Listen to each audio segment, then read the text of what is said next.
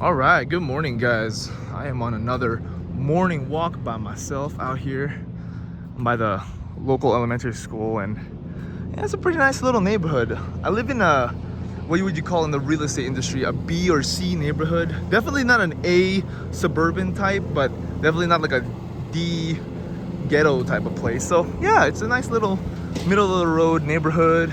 It's quiet, other than this guy who's doing lawn work.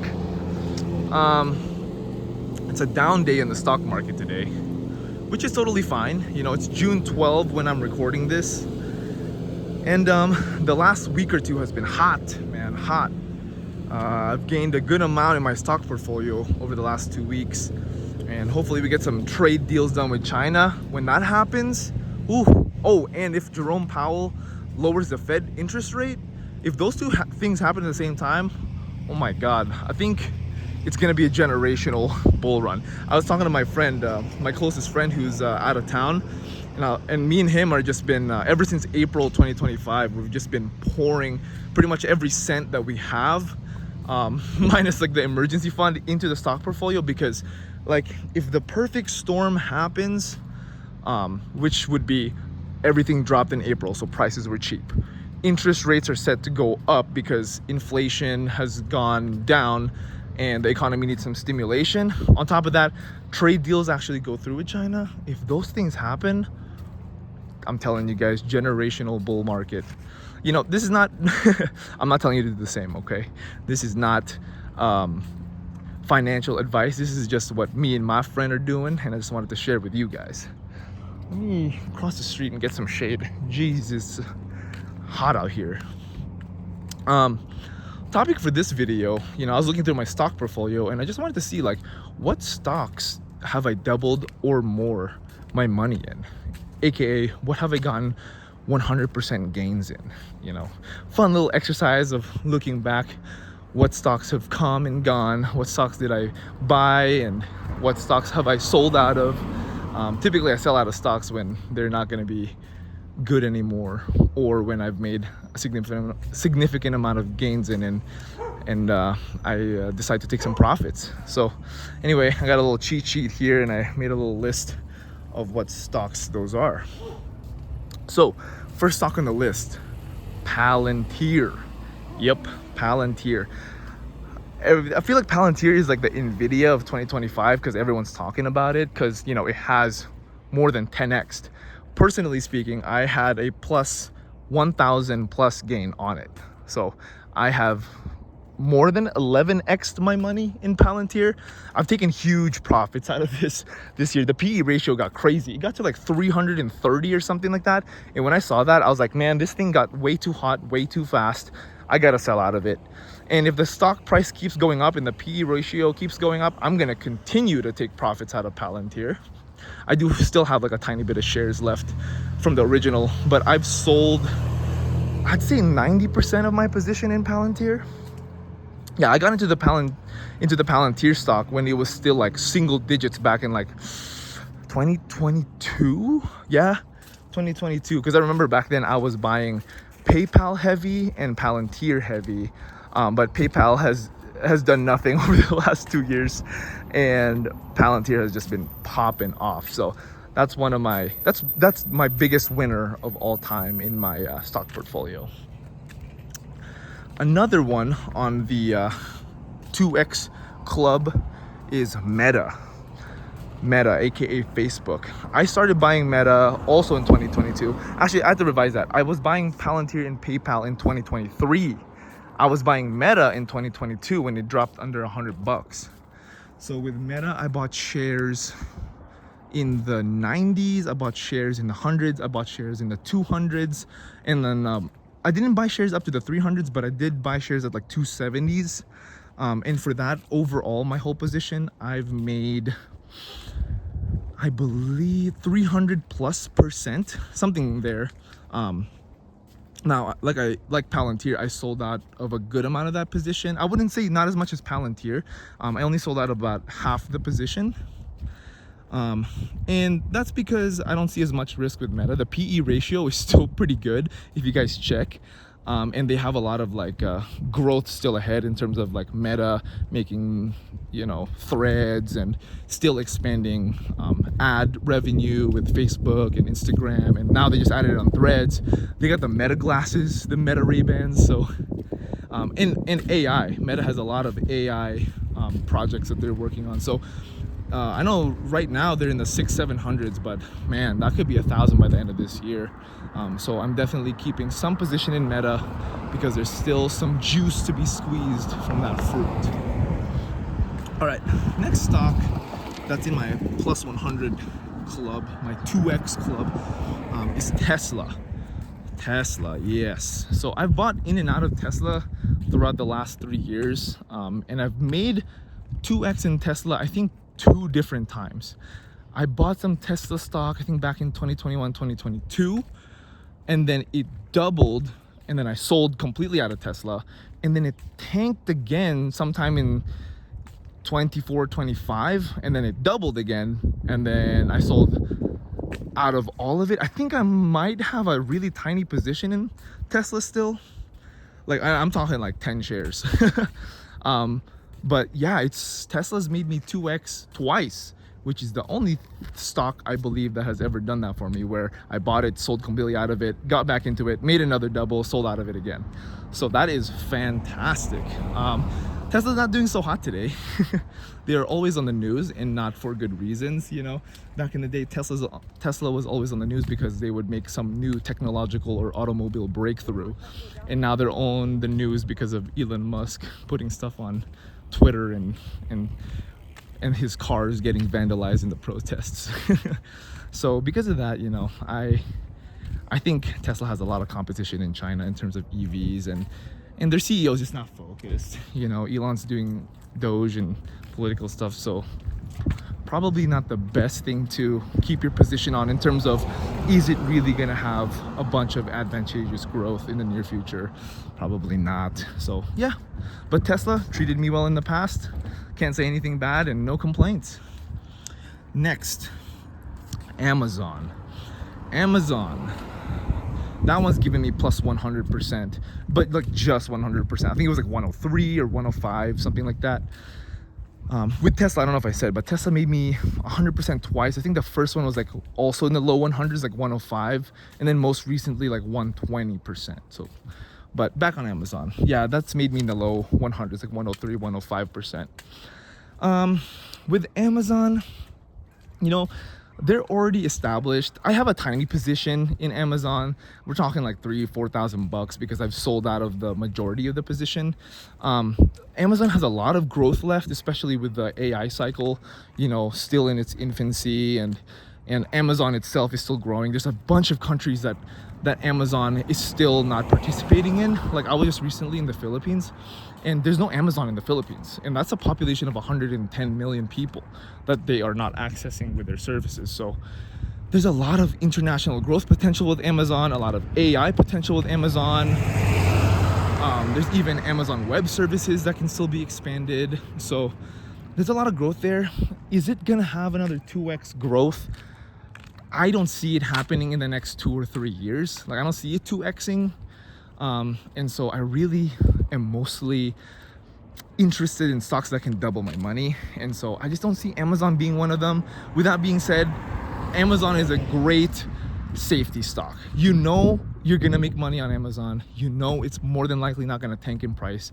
So for people who want a less risky, less aggressive, more safe position in a blue chip stock that's trusted, I would recommend Amazon. I would recommend Amazon for you guys to consider.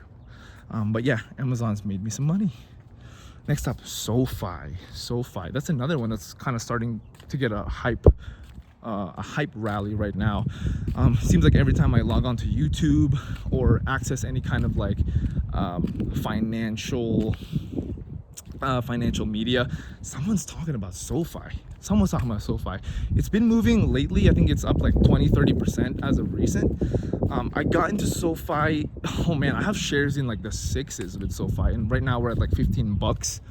I think the previous high was like 18, so I was like 300% on SoFi, but it's gone back down to like 13, 14, 15. So I'm at like 2 to 300% on, or 2 to 250 plus on those stocks. But my overall position, because I only have some of the stock in the $6 range, but I've bought it in the 7, 8, 10, 11, 12 area. But so my cumulative position, I'm up 105% as of today on SoFi. SoFi, a lot of great growth levers with SoFi. First of all, like there's their general banking service. You know, they have credit cards that they're establishing. They're just still growing their membership base, which is great, and that's growing rapidly, you know, quarter after quarter, as we see in their numbers. And you know, here's another thing with SoFi that I don't hear anyone talking about. So interest rates are high right now, so no one is refinancing. Not a lot of people are getting loans out. But when the interest rates go down, people are going to start refinancing their student loans, which I am going to do as well. Once interest rates go down, people can refinance their mortgage. People are going to start getting auto loans, and people go to banks for that. Who is the one that's advertising, particularly student loan refinance, more than any other bank or company?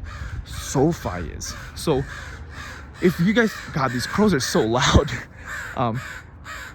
Once SoFi can take advantage of the interest rates going down, man, SoFi is gonna explode. Man, these crows are so loud. Jesus, that is annoying. All right, let's keep walking away from these guys. And then the last stock on my list that beat me 100%. This one's a sleeper because no one ever talks about this. Walmart. So I bought Walmart way back in like 2021. When I just first started investing. I think I bought like $1,500 in Walmart, and I was like scared out of my mind to put that much money into something.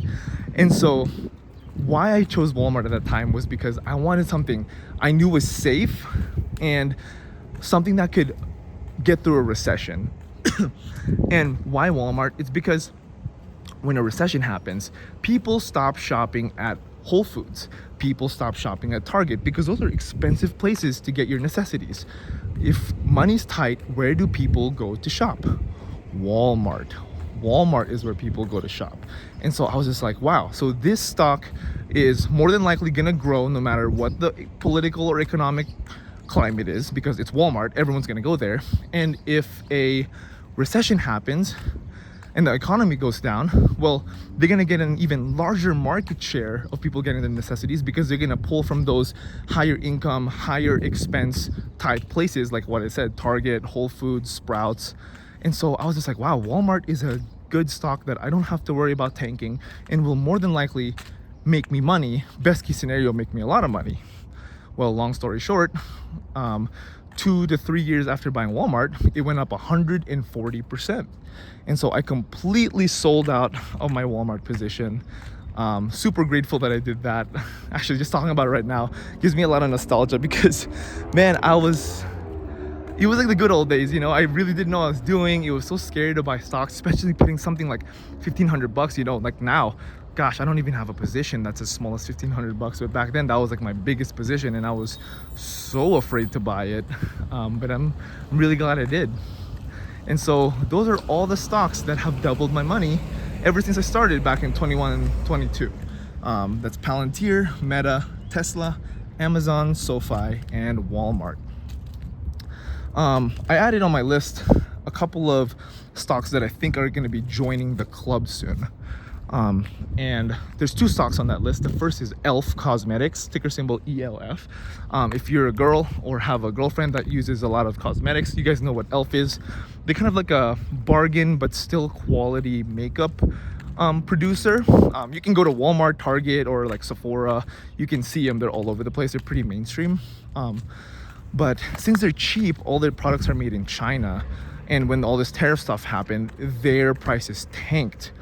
And then ever since the situation with China has been improving between the US and the Chinese government in terms of getting a deal done with the tariffs, ELF has doubled in price. Now, I started buying ELF like 2 years ago when it was like 110 bucks. I bought it at that time at 110. It actually doubled at that time. It went up to like 220, but then it went right back down like a week later, back to the hundreds, because I think they didn't do as good in the quarterly earnings, and the PE ratio was really high. So it really tanked once the earnings weren't that good. So I was just hanging on to my $110 stocks. It was hovering around there for a while. And then when this China stuff happened, geez, it went all the way down to like 55. So I picked up some stocks in the 70s and the 60s. And since it was in the 50s, 60s, 70s, it's back up to like the 120s, 130s. So right now, you know, I have some stocks that have doubled in price, but cumulatively my whole position is up 79% as of today. So that should be joining the 2x club pretty soon. And then the last stock is Celsius, ticker symbol CELH. If you've ever been to a gas station or you partake in the energy drinks as I do, you guys know all about Celsius. Celsius is one of the I don't want to say up and coming energy drinks. They're pretty popular, but they're definitely not as big as Monster or Red Bull. But their prices tanked recently because of some slowdowns in the growth rate of the company. So it tanked. It's a similar story to Elf, where it just didn't perform extraordinary, which is what everyone was expecting. And so the prices went really, really down. And so I picked them up in the low to mid 20s. And then now I think they're up to the low 40s, mid 40s. And so my cumulative position on Celsius is up 50% as of today.